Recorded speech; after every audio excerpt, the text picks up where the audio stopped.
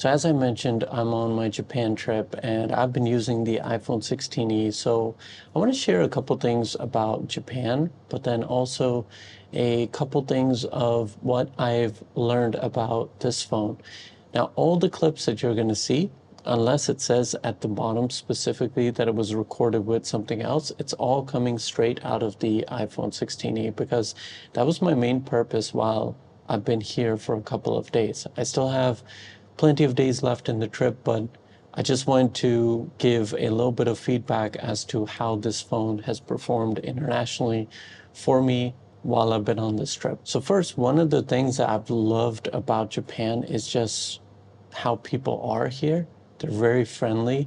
They are really rule abiding. So, like, for example, when you go to the subway stations, people are actually in line. People give space to others. There's a lot of structure in everything they do. So, that was like one of the first things I noticed.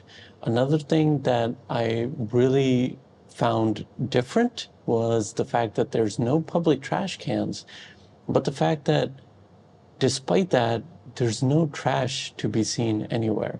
And at first, like one of the first days that we went out, I got some chips, I got soda.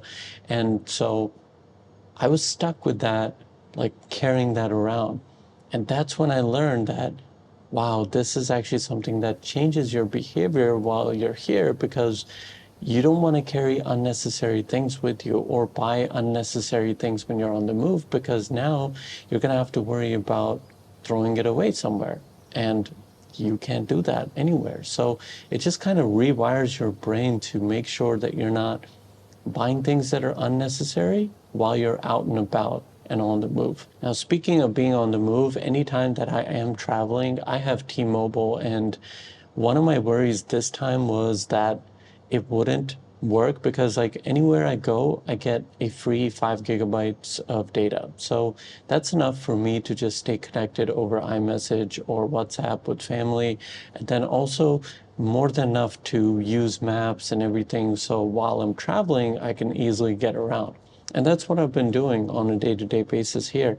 But one worry I had was that the C1 chip, I don't know if it was going to have a good connection because in the USA, it was totally fine. But to my surprise, everywhere I've been here in Japan so far, inside of Tokyo, we've been to a couple different cities and I have not had any issues. We one day went out towards a specific shrine. I'll list the name because there's so many different shrines that it's hard to remember the names and also pronounce them, but I'll list the name at the bottom.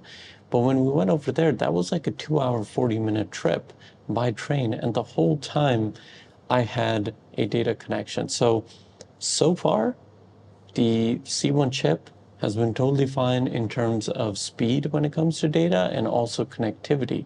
I've not had a single issue that would be like any cause for concern. So if you are somebody that's looking at this phone and you're considering that traveling might be an issue, that is not an issue. Now, as you've already probably seen in this video, there's been tons of footage that I've been taking from, the different spots that we're going to.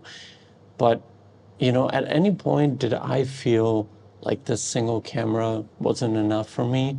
Absolutely not. I mean, as you can see, I really don't even need to say it. I think the photo and video quality looks great. Matter of fact, not all my family knows that I have a 16E, and as I've been sharing photos and videos with people, they've been asking me, what phone is this, or what mode is your camera on? And that's when I know that the camera is doing a good job. And don't think that you necessarily have to have an iPhone 16e for your camera to be good. These are the internals from the iPhone 14, I believe. So it goes to show you that even if you're on an older phone, if you know how to use the camera, I've been using the Moment app to record my videos, and then I use the camera app and do some editing on the photos. So this is not something special I'm doing, but it's something that you can do for yourself. And as you've already seen, the photo and video quality has been amazing.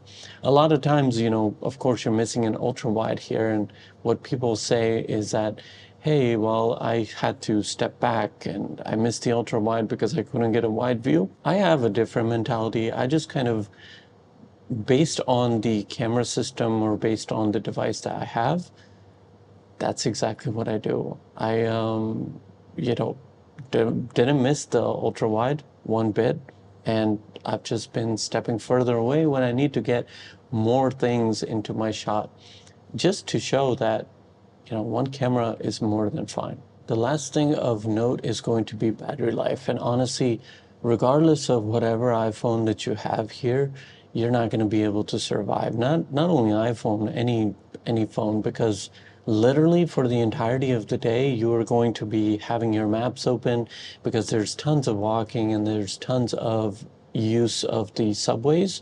And by the way, Japan's subway system is very intricate and very amazing. The amount of people that move through the subway system and how organized everything is and how polite people are, it's absolutely amazing. The other thing I really liked is that when you are on public transport, it's very quiet. Matter of fact, like even outside walking around, it's very quiet. You don't hear cars honking all the time. You don't hear people talking on their phones very loud and having their own conversations and stuff. So it's a very etiquette-based public system over here, and I really enjoyed that.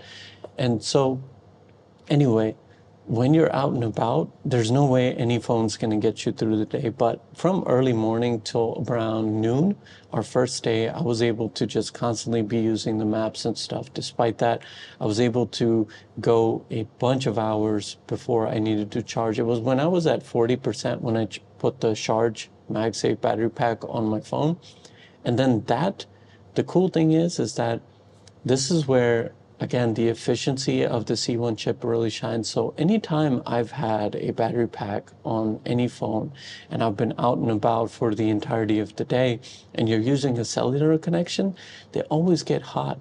That was the coolest thing here. This phone did not get hot one bit, and the battery pack was able to be efficient and remain on my phone for 7 hours before it finally died in the evening when we were at the Shibuya Scramble Crossing, which is like a really cool crossing that there's like a bunch of different points where pedestrians cross. So all the lights for the cars stop and everybody just crosses at once. And it's really awesome to experience. Matter of fact, we went there a couple of times just back and forth just to enjoy the experience, and it was really awesome. But yeah, the battery did a great job when I wasn't using the battery pack, but then when I was also using the battery pack, just the efficiency of the C1 chip was able to carry me for the rest of the day. So while we have plenty more days here in Japan, I just wanted to kind of do like a initial impressions video of just traveling with the iPhone 16e. I'm going to do basically a second episode where I'll add more footage from just the travel that we're doing in Japan, from the food that we're eating to just the different places that we're going. I'll add that into another episode. But yeah, iPhone 16e has been amazing. And if you want this wallpaper, I will link this down below in the description. Like always, if you've enjoyed this video, please give it a thumbs up, comment down below with anything that you'd like to say. And most importantly, take care, and I will see you in the next video.